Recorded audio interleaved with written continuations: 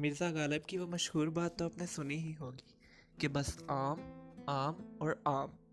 इसी तरह शेर खान कहता है कि बस मिठाई, मिठाई और मिठाई। अब शेर खान कौन है, ये हम आपको आगे चल के बताते हैं। इस्लामी रवायात हमें बताती हैं कि जिन्नात इसी दुनिया में हमारे साथ बसते हैं, कुछ वीरानों में, कुछ समंदरों में और कुछ हमारी पसंदीदा जगहों पर। आज की कहानी एक ऐसे ही जिन की है। जी हाँ, शेर खान। शेर खान कोई इंसान नहीं, वो एक जिन है जिसे पुरानी दिल्ली से हिजरत करके आने वाले एक हलवाई की दुकान इतनी पसंद आई कि उसने वहीं डेरे डाल लिए। लोग उसे भूत समझते थे, लेकिन दरअसल वो एक कदीम जिन था।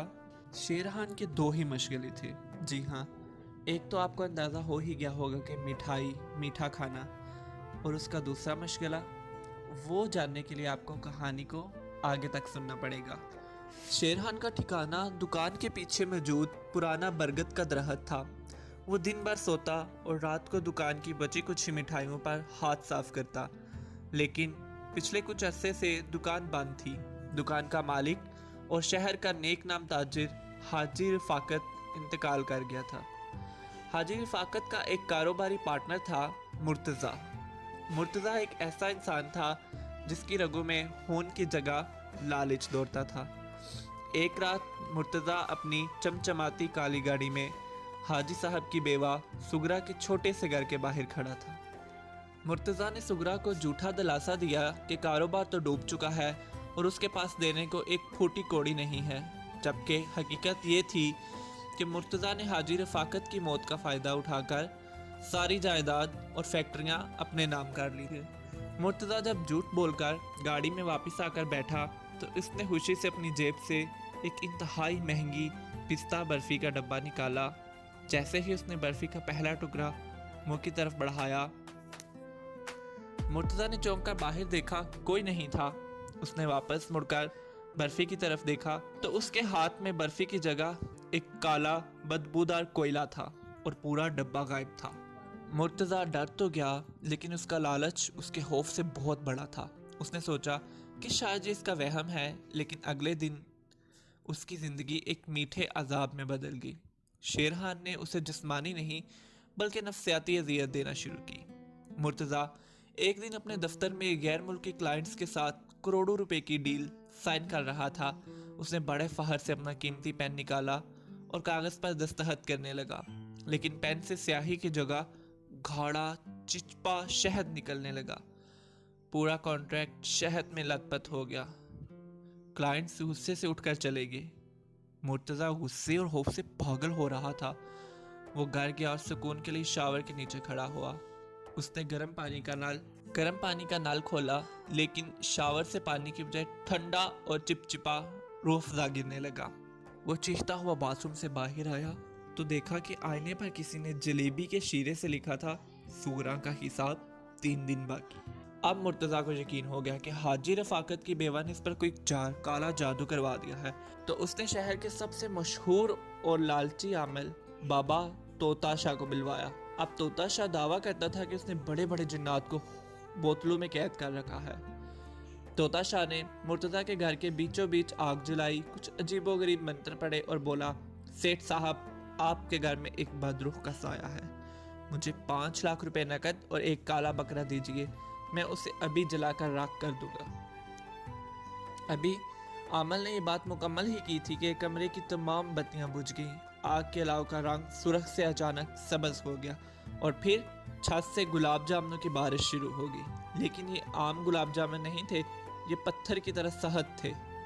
आमल चीखते हुए, ये कैसी भला है? किताबों में तो पत्थरों की बारिश लिखी थी, ये मिठाई की बारिश कहाँ से आ गई?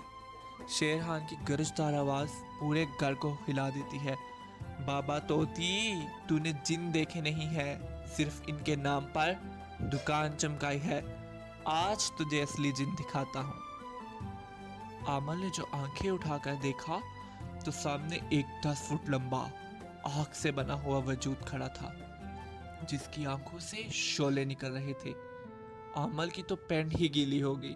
वो अपना कशकोल और तवीज़ वहीं छोड़कर जो भागा तो कहते हैं कि 3 दिन तक वो शहर के बाहर एक दरख्त पर चढ़ा बैठा रहा और मसलसल कलमा पढ़ता रहा। आमल के भागने के बाद घर में मुकम्मल सुनाटा छा गया। सिर्फ मुर्तज़ा की धड़कनों की आवाज़ आ रही थी। अचानक ज़मीन फटी और मुर्तज़ा किसी गहरे अंधे कुएं में गिरने लगा। जब उसने आंखें खोली तो वो एक अजीब सी जगह पर था।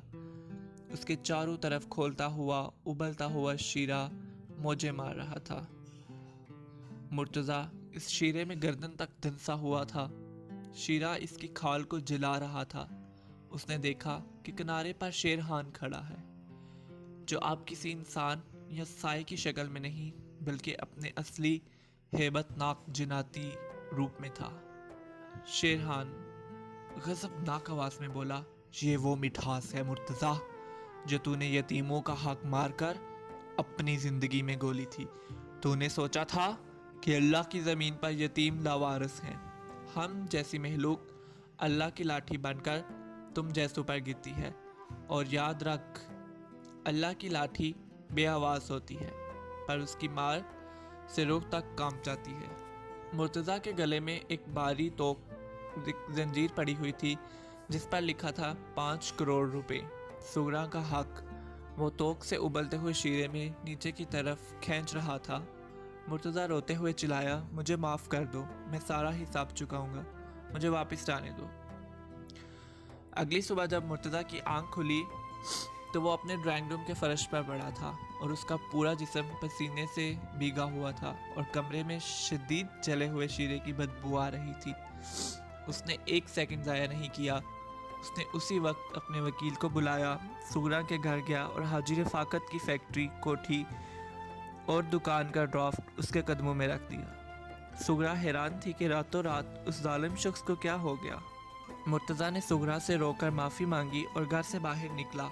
उसकी जान में जान है। उसने सोचा कि बिलाहिर उसकी जान छूट गई। उसने सुकून का सांस लिया। अपनी जेब में हाथ डाला तो एक छोटा सा कागज़ का टुकड़ा मिला। उसने कांपते हाथों से वो पर्ची खोली। उस पर सुरह अल्फाज में लिखा था कि हिसाब बराबर हुआ, लेकिन याद रखना, शुगर अभी भी तुम्हें है और मैं तुम्हारे आसपास की हूँ। मुर्तज़ा ने तो डर के मारे हिसाब बराबर कर दिया और शेरहान आज भी शायद किसी वीरान मिठाई की दुकान में बैठा ताज़ा जलेबियों का इंतज़ार कर रहा हो।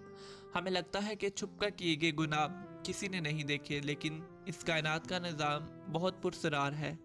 कोई ना कोई गैर मरई आंख, कोई ना कोई ताकत हमें देख रही होती है।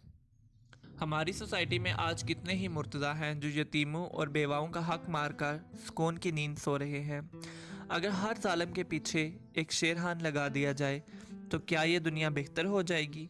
या इंसान को किसी भूत या जिन से नहीं बल्कि सिर्फ अपने ज़मीर और अपने रब से डरना चाहिए। आपका क्या ख्याल है? कमेंट्स में अपनी राय ज़रूर दीजिएगा। और हाँ, अगर आज रात आपको अचानक कमरे में जलेबियों की खुशबू आए तो समझ जाएं कि शेरहान आपकी हिस्ट्री चेक करने आया है।